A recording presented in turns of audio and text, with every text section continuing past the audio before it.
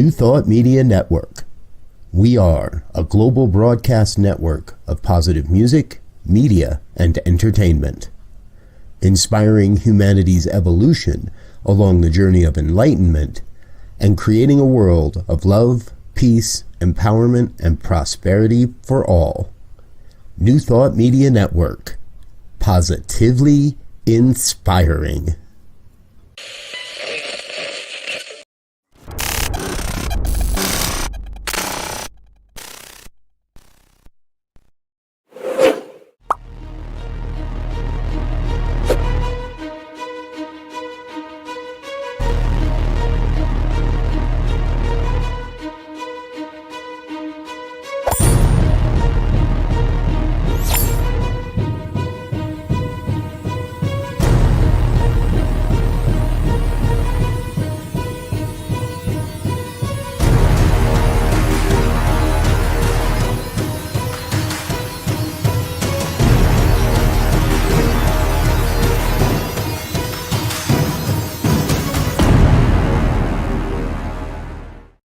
And hello again, dear ones. Dr. Robert with you here on a Friday night. It's 5 o'clock on the Mountain Time Zone, and that means it is time for the good news. So grateful that you are with us. Life is good. Yes, it is. I got a feeling this is our brother Diego all the way up Camp Cedar Ridge. Good evening, sir. Good to see you. Not sure why Facebook doesn't have you as an authorized user, but it's good to see you nonetheless. Grateful that you are with us. All right, folks. Anyone else that's watching along, feel free to chat along, chime along, drop a comment if you like as we go. Let's jump into it. Here is the story of the decade. From my opinion, if and it sounds like something right out of a horror movie. Sydney Moore was in her mobile home when the recent tornado hit Clarksville, Tennessee. As she watched the roof of her home being pulled into the tornado funnel, she also watched the bassinet containing her 4-month-old son, appropriately named Lord, into the tornado funnel as well. Sydney was able to throw herself on top of her 1-year-old son as the walls of their mobile home collapsed. Her husband was injured by the force of it all, and they went searching for little baby Lord as well. Her sister, and then she said there was the miracle. It was like a little tree cradle. Now, the child had a couple of little scrapes and cuts, but other than that was unharmed and nestled in the cradle of a tree branches in the middle of a tornado. Oh my gosh. Yes, a GoFundMe was set up for the family to help them replace what was lost. And little baby Lord is safe and doesn't seem to remember any of it at this point, and at that age probably won't actually have the physical memory of it. Amazing. Hey, here's another good news story. Excuse me. Another good news story that I found, and we've reported on Reed Markham before. Reed's been doing what he's doing for about 7 years now. It all started back when he was a youngster and was being bullied in school. He was a little bit of a shy child, but also realized that many, and this all started when he was in 5th grade, that many of his friends might not have presents under the tree. It turns out that Reed lives in a very impoverished area, and so he took it on along with his mother, Angie Miller, to start a project for his 4-H project of donating toys. Now, the response was great, and last year, then actually this year, they're intending to give away 10,000 toys that they have stockpiled and are ready to be handed out over the next few days. That brings them to a total of 54,000 toys over a 7-year period. Now, Reed is a freshman at college at this point, so he made the trip home for the holidays, seen there with some of the toys that will be donated. He does also consider, he looks for other ways to pay it forward. The kindness of his family received more than a decade ago.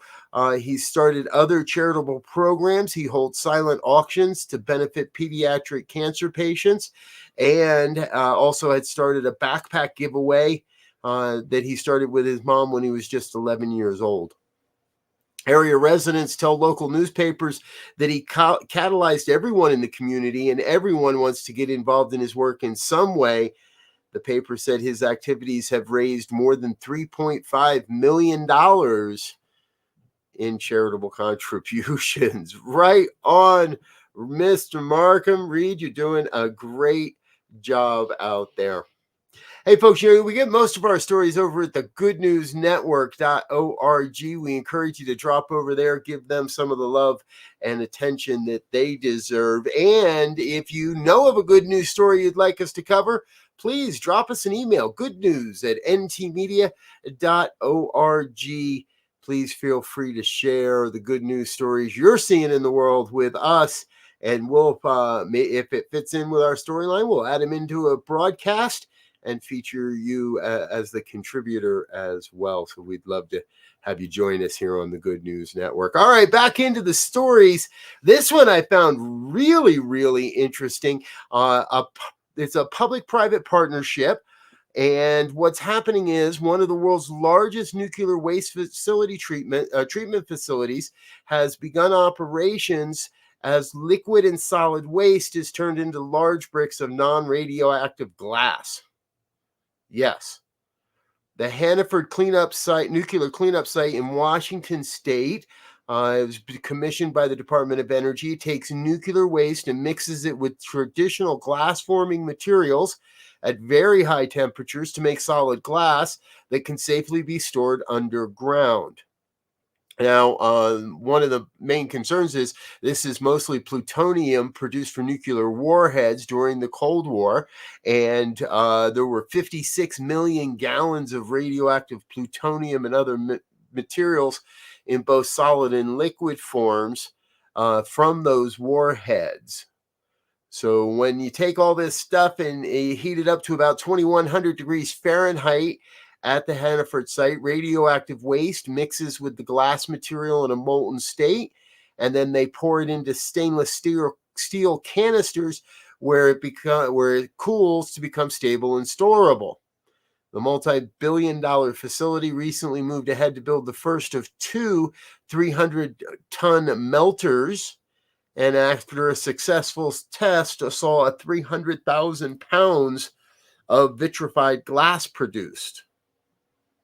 With the first container of glass produced, we are entering the next era of risk reduction in the Hanford Environmental Cleanup Mission as we work towards the start of tank waste immobilization. That's according to the site manager in the Department of Energy, site manager Brian Vance. Good news coming in the world of nuclear waste. We can turn it into glass, keep it buried, keep it safe, and hopefully not harm any further generations. Hey, here's a story I found about paying it forward, and in one of those great ways, this is billionaire and founder of Cirque du Soleil, Guy Lambierte. He's donated a piece of land that he owns in a suburb of Montreal. The value of the piece is about $5 million US. The founder of Cirque du Soleil is donating all the money required for his hometown to protect a large piece of natural riparian woodland and wetlands that sits adjacent to it. A suburb of Montreal in the south bank of the St. Lawrence River, St. Bruno de Montarville received $5 million from Mr. Lambierte, their most famous resident, for the purchase. He said, "It is with great pleasure that I offer this land to the city where I grew up and where I still live. I've been going to the park since my childhood, and that is why I was quick to accept the city's proposal when they offered to make this space protected place that all residents would enjoy." What a great Great story. Folks, we may not have 5 million to give, but I bet we all have $5 to give. And I bet there is a good cause in your heart that you could easily give that $5 to. Perhaps it's New Thought Media Network. As we approach the end of our season and the end of our year, we would love for you to consider making a year-end donation above and beyond what you normally do to help us continue doing this great work into the new year and bringing this powerful programming out into the world. We're going to take a quick break. We'll be right back with more good news stories here on the Good News on New Thought Media Network. Stay with us. We'll be right back.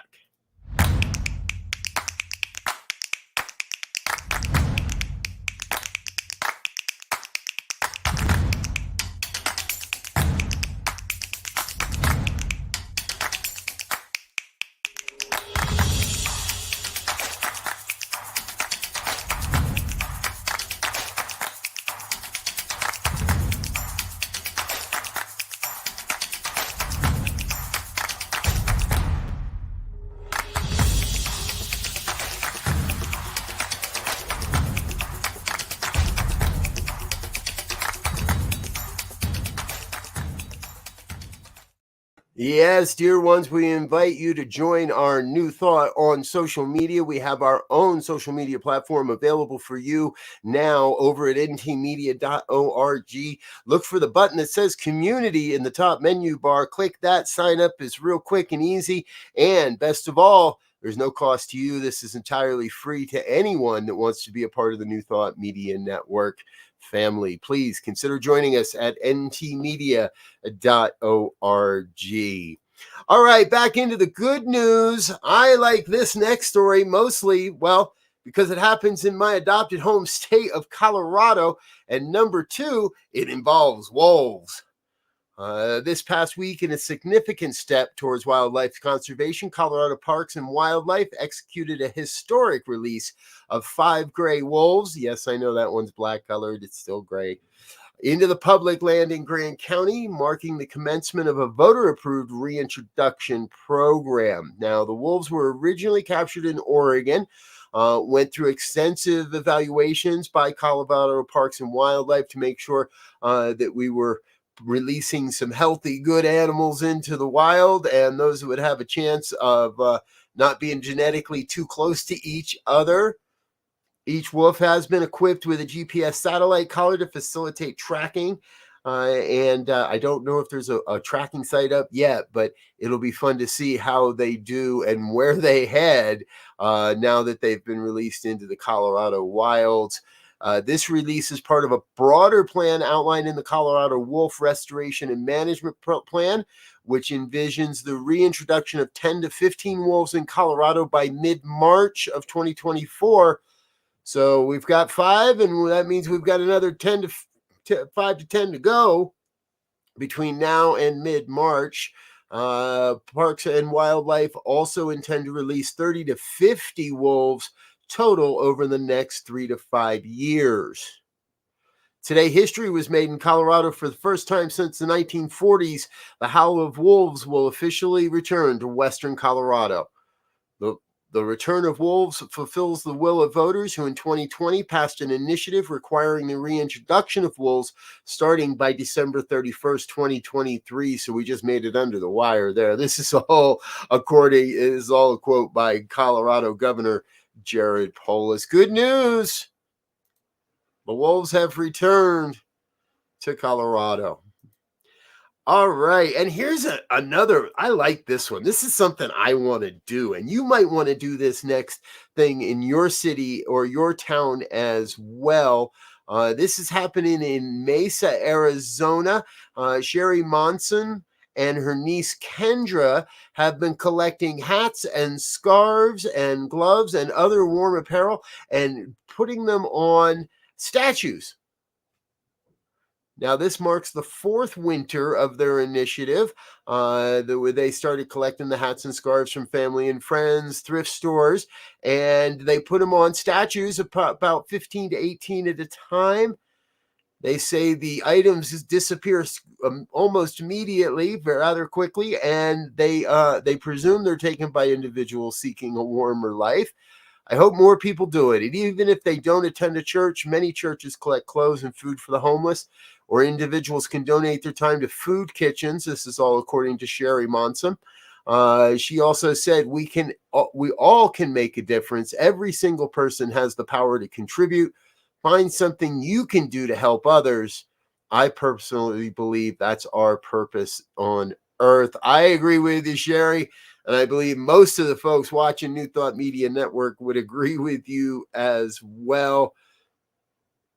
Find something you can do to help others. This holiday season, no matter what holiday it is you celebrate this holiday season, find a way to help others. And that's exactly what's happening in Poland. Now, with a name like Brzezinski, anytime a good Polish news story shows up, you take a notion. And here is another one. There it is. The Polish Parliament has set about to host a Christmas Eve meal for those that are homeless or otherwise in need. It's a heartwarming initiative to spread joy and warmth this festive season. They're going to host. This is the first time they're doing it.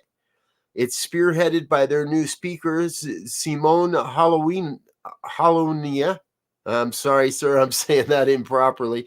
It's part of a broader plan to enhance the image of the parliament and make it a more inclusive space. So they're doing this on the parliament grounds in the main hall, in what they call their column hall. It's the largest space in the parliament outside of the plenary chamber. However, they felt that would not be appropriate.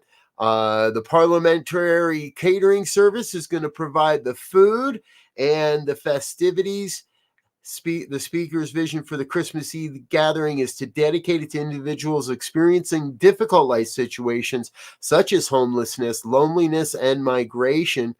Applications for participation have been sent to non-governmental organizations, underscoring a collaborative effort to identify and invite those who would most benefit from this gesture of goodwill. The Polish Parliament, say that 5 times fast, Robert. The Polish Parliament feeding the hungry. What a great story.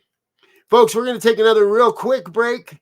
Let me grab a quick drink of water and let a couple of our sponsors say hello. But don't go away. We'll be back with our wrap-up stories, including this week's Hero of the Week. So you'll want to make sure you catch that. We'll be back. Stay tuned here on New Thought Media Network.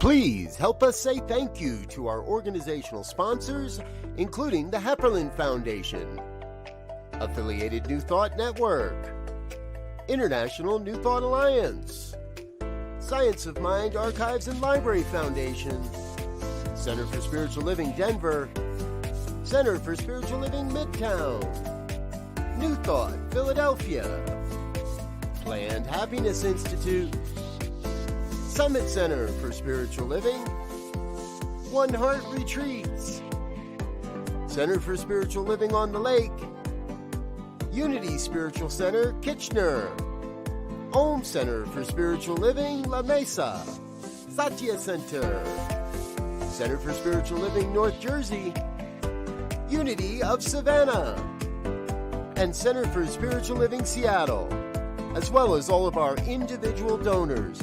Thank you for making New Thought Media Network a place to be. Please come be you. And remember, like, share, and subscribe. New Thought Media Network. Positively inspiring.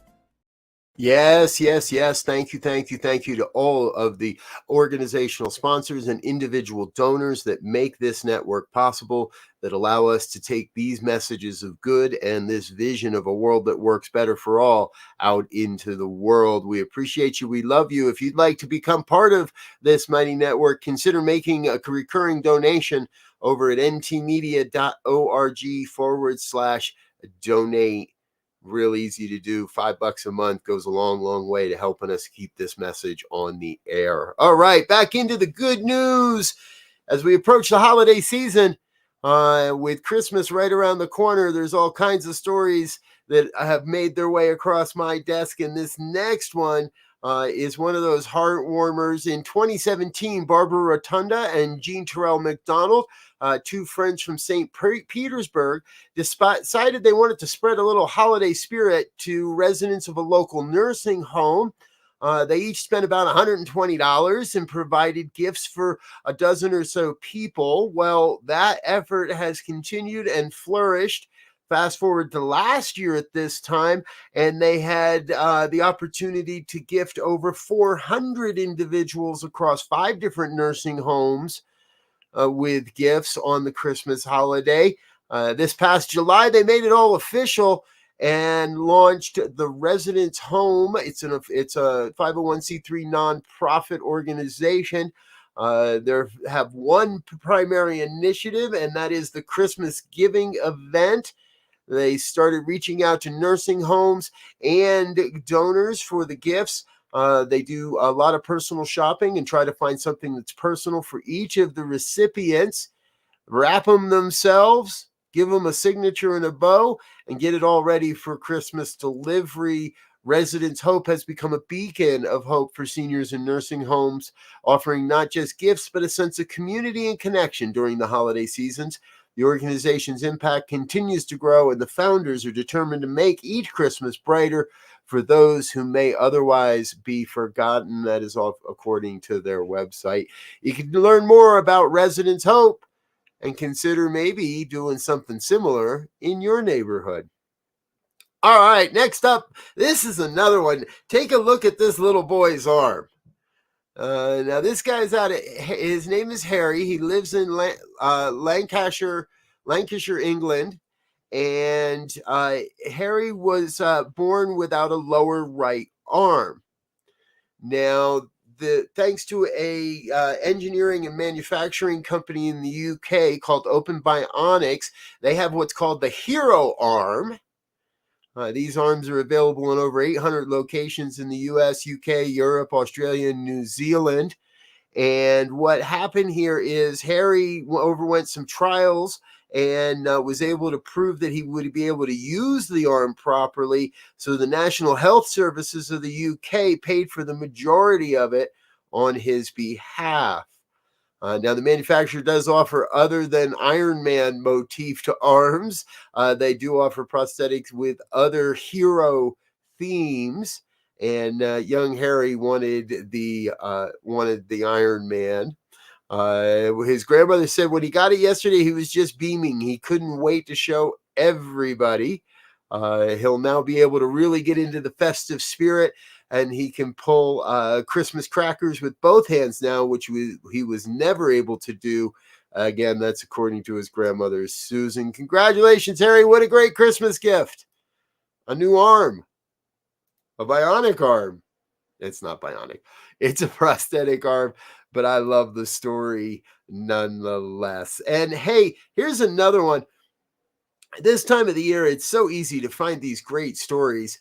And this one comes to us from India. A group of considerate young people calling themselves the Goodfellows are changing the lives of India's senior citizens by pairing them with volunteer grandchildren. Now, the whole program is meant to combat loneliness and help bring these elders back into society. The organization allows members of the elder's family to nominate them as a grandpal in search of one of these Goodfellows. Now, typically, this happens when the person's spouse or closest family members just aren't around any longer.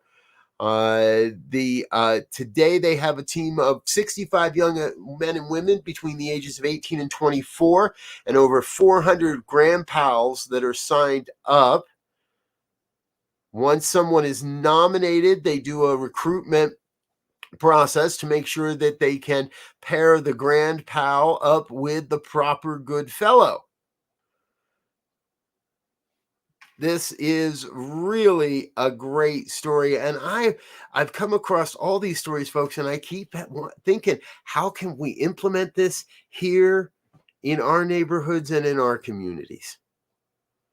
A simple idea of providing friendship and companionship to someone, and we all can tell exactly how much of a difference that's going to make in all these folks' lives.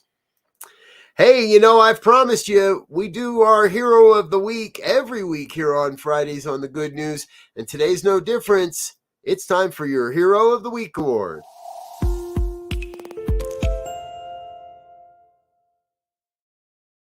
I'd like to introduce you to Crystal, and her friend Dave Poland. Now, back when Crystal was 6 years old, Dave was a volunteer hospital driver, and he was transporting Crystal back and forth from her home in Somerville, Indiana, to Shriners Children's Hospital in St. Louis. That's about 170 miles one way. He was getting her back and forth to St. Louis would have been very difficult for Crystal's family. Her father worked very long hours, and they accepted an offer of hospital transportation from the local Shriners charity group. Now, over the course of 10 different trips, Dave and Crystal got to know each other as you would over that long of a drive, 3 hours each way, 10 different, in fact. So it was no surprise when they struck up a friendship. Dave was eventually invited to Crystal's wedding as well. And then as the years rolled by, Dave became sick. And eventually the doctors diagnosed him with end-stage renal failure. The only option was a kidney donation, and it could be several years before that would happen. Well, he called Crystal to share, and she immediately saw an opportunity to return the favor from decades earlier. She found out they did share the same blood type, and so without hesitation offered to donate a kidney. Dave was shocked and hesitant as he knew Crystal was a mother with 3 kids and a full-time job, but he said she wouldn't take no for an answer. So in May of this past year, after a little over a year on dialysis, Dave said, okay. Crystal laughed and said, pack your bags, Dave. You're going to get you're going to get a slightly used but new kidney. Crystal also said that since I was little, I've always questioned why Dave was so good to us, because he was so kind and so willing to help us out with anything. I've always questioned why. What I've come to understand is if I was born with one leg so I could give my kidney to Dave, then so be it. This is a gift I can't ever repay, said Dave. I'm so thankful now. I feel like I can do anything. Crystal, thank you for being our hero of the week. And Dave, we're giving you an honorary hero for all those drives all those many years ago. There you go, folks. That's it for tonight. That's the good news. Thanks for being with us here on the New Thought Media Network. We look forward to being with you again real soon. And stay tuned. In just a half an hour, it's the Fireside Chat with Reverend Michael Mangus. Starts at 6 o'clock Mountain Time. Join us for that. Evening prayers at 8:15. And we'll be back tomorrow with our Science of Mind and Spirit conversation series. That happens at 9 a.m. Mountain. Until next time, I wish you peace and richest blessings. Bye now.